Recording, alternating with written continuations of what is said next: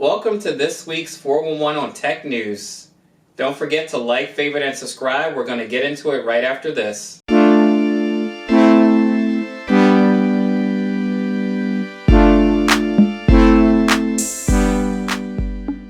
In a surprise, Samsung announces micro-LED televisions are coming in Q1 2021. That's very exciting. We have some competition now. Yeah, I mean, we're like big OLED fans, but this micro-LED technology is going to give you the best of LED with the bright brights and OLED with the contrast, so perfect blacks, but with the brightness of LED. I mean, that's going to be awesome. So, you know, you have that spectral highlight impact for the brightness of the LEDs. Now they're saying it's going to initially be 110 inches, 4K resolution. So that's, So yeah, not necessarily for your average consumer right now, but right. It's definitely a good lead into what's to come. Right. So before, like, you know, Samsung's had the micro LED tech showcased at CES. And everybody I know that's seen it in person said it's really a stunning picture. Yeah, just from watching them over the years at the CES, they look pretty cool. Yeah, and with those you would have to piece them together to make one big screen. Now this is just one panel, so it's just one panel, you don't have to piece anything together. You'll be able to watch 4 things at one time. Yeah, that's pretty cool, especially if you're a sports fan, right? You can have like 4 different games on at the same time. Now with 110 inches, if you could afford that, someone could be gaming on one and then, you know, watching some content on another one. But yeah, just like you said, for sports, that's cool too.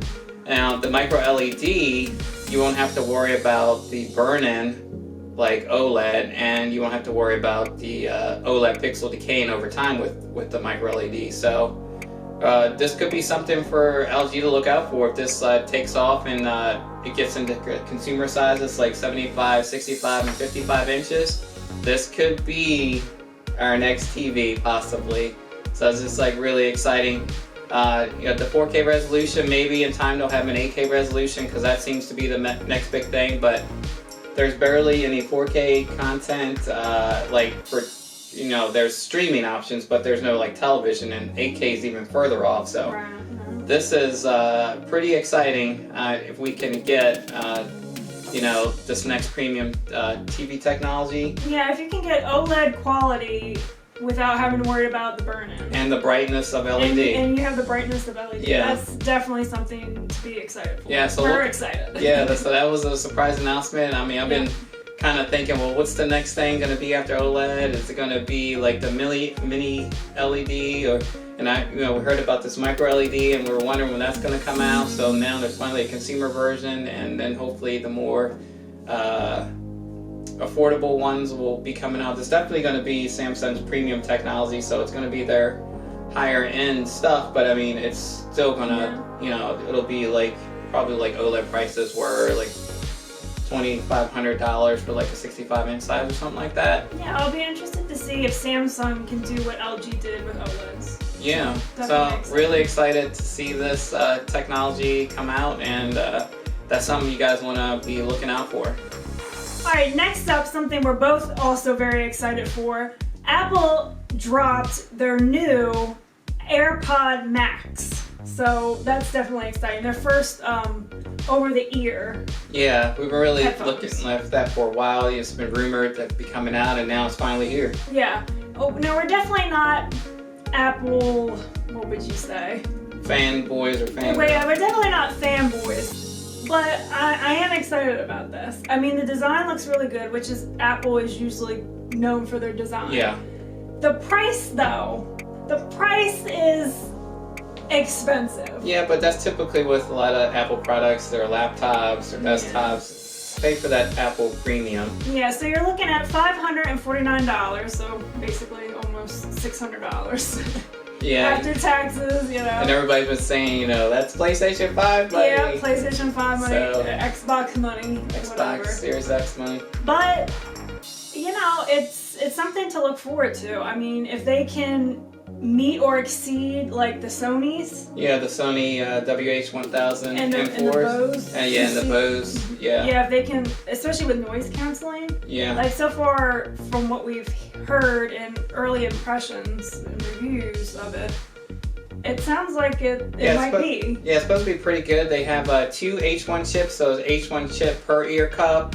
It has computational audio, so it'll be interesting to see how that works. Yeah, and so with the 2 chips, that should help with better sound quality as well, which is nice. Yeah, because there'll be the processing of 2 chips to do like that computational audio. Right. And everybody's saying that the spatial audio is really cool, so you can hear stuff coming from the back, from the front, all around. So that could probably, if you're watching like a Atmos movie, or something like that, or 7.1. Yeah. So again, you're not just talking about music here, right? Like, you know, generally with the Sonys, I mean, you can watch movies and stuff like that. Yeah. But with the spatial audio, it definitely is, I think, more for movie enthusiasts. Yeah. So, or if you can't crank up the sound system and you got a pair of these, you know, Airpods Max, you can still enjoy, like, you know, all of those cool different spatial sound effects with the headphones, and that's pretty cool. And they also talked about the memory foam in the ear pad, so you should be able to wear it to the duration of a movie, and then the netting on the top is supposed to evenly distribute the pressure.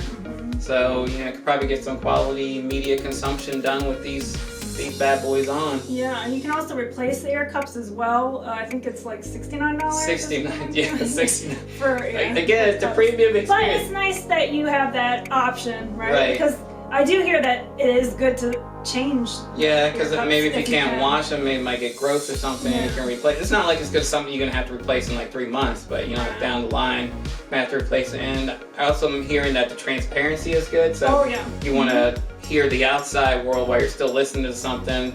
That's cool. And the little movie that they had, it kind of showed that the person's like floating out into space, and they want to hear what's going around them. Then they get the transparency, and they're back in the apartment, and that kind of deal. So, and the noise cancellation is supposed to be pretty good. So, yeah, definitely. Yeah.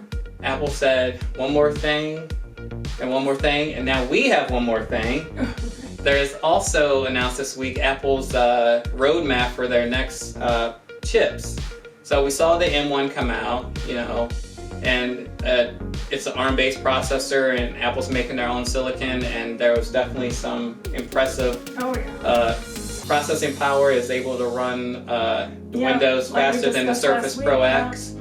But they're going to be coming out with more like multi-core chips. They were talking about like a 32-core one. So Threadripper has 64, but 32 is still a lot of cores, and it'll be interesting to see like how that computes into the x86. Is it going to be better? Now I know with the M1 you're kind of locked at 16 gigs of memory.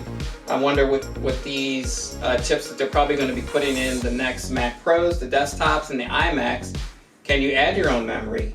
Yeah. Can you have, you know... Definitely be nice. Can you have a dedicated GPU? Will they ever make nice with NVIDIA? We get NVIDIA GPU in a Mac device? Probably not, but you never know. I mean, they do own ARM now, so... Yeah, so that might be in the works. They were talking also about 64 and up to 128 core GPUs. Now, is that going to be Apple Silicon, or like I said, can you add your own dedicated chip? So you'll probably see it rolling out in like their Mac laptops, and then like maybe the iMacs, and then eventually the Mac Pro. So Apple is saying it's going to take about 2 years, and they're going to be fully on Apple Silicon. So big step. It's definitely exciting. Big step. So it'll be exciting to see, you know, what comes of that, and what the Geekbench scores are like. Like I said, how it's going to compare against x86 and stuff like video editing, audio editing, like the really heavy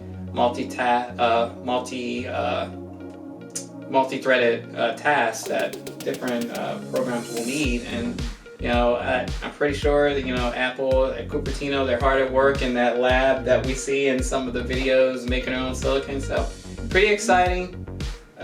Just a question of how much is it going to cost us, you know? But yeah, it's still pretty exciting. So Apple, one more thing, and then another one more thing, and that's pretty exciting in the world of tech. And that's our 411 on tech news for this week.